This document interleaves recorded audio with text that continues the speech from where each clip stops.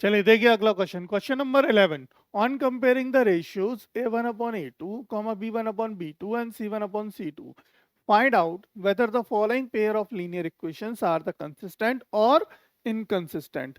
हमें चेक करना है इन दोनों पेयर लीनियर इक्वेशंस का, ये कंसिस्टेंट होंगे इनके सॉल्यूशन। ठीक है, तो देखो इक्वेशन नंबर 1, इक्वेशन नंबर 2।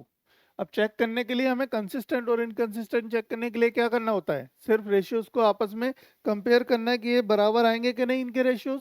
अगर तो बराबर आते हैं, रेशियो कौन से, ये वाले रेशियोज, अगर तो आपका इन दोनों की वैल्यू बराबर आती है तो आपके ये क्या हो जाएंगे, कंसिस्टेंट हो जाएंगे। ठीक है, अगर तो आपकी तीनों की वैल्यू बराबर आ जाती है, तीनों रेशियोज की वैल्यू, तो भी कंसिस्टेंट होंगे। अगर पहले की बराबर आती है और बी वाली अगली यानी b1 upon b2 and c1 upon c2 बराबर नहीं आते हैं, तब ये कैसे हो जाएंगे सॉल्यूशन, इनकंसिस्टेंट हो जाएंगे। क्लियर, चलो देखते हैं, देखो कैसे करेंगे इस क्वेश्चन को। हालांकि हम इस तरीके के और भी क्वेश्चंस करा चुके हैं, फिर से देखते हैं। ठीक है, हमें बहुत सारे क्वेश्चन कराने ताकि आपकी प्रैक्टिस होती रहे और बनती रहे। तो जल्दी से जवाब दो मुझे, कौन जवाब देगा। ठीक है, और आंसर देखो, मेरे साथ कॉपी लेके बैठो और साथ के साथ सॉल्यूशन करना सीखो। ठीक है, कैसे करेंगे। ठीक है, तो ऑन कंपेयरिंग, ठीक है, the equations, the pair of linear equations, we get the values of a1 upon a2 and b1 upon b2 and c1 upon c2, then we will check. Okay, so हमें यहाँ पे क्या check करना है, a1 upon a2, b1 upon b2 and c1 upon c2 check करना है।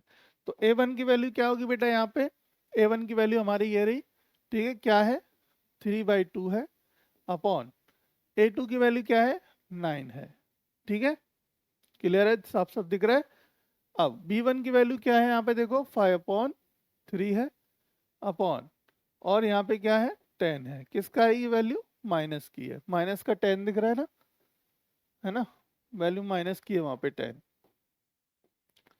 चलो, अब ये देखो ये क्या होगा, जब ऐसी सिचुएशन बनती है या नीचे नहीं है कुछ भी 1 लिख देंगे तो ये टर्म हमारी ऊपर चली जाती है और ये वाली टर्म नीचे आ जाती है। सिमिलर यहाँ पे ये टर्म हमारी कहाँ जाएगी, नीचे वाली सबसे ऊपर जाती है और ये वाली नीचे आती है। ये आप याद रखेंगे, है ना।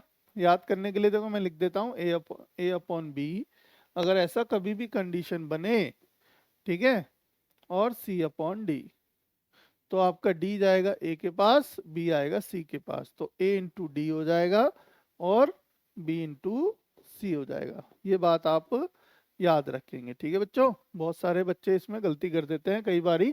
ठीक है, जब यहाँ कुछ भी नहीं होगा तो आप नीचे 1 मान लेंगे और ये ऊपर चला जाएगा। तो ये बेसिकली अभी क्या हुआ देखो कि 3 तो हमारा 2 आ गया नीचे, तो 3 अपॉन कितना हो गया, 9 दूनी 18, 18 हो गया। ठीक है, और ये यहाँ पे आ गया 30, तो 5 अपॉन कितना हो गया, ये माइनस का 30 हो गया।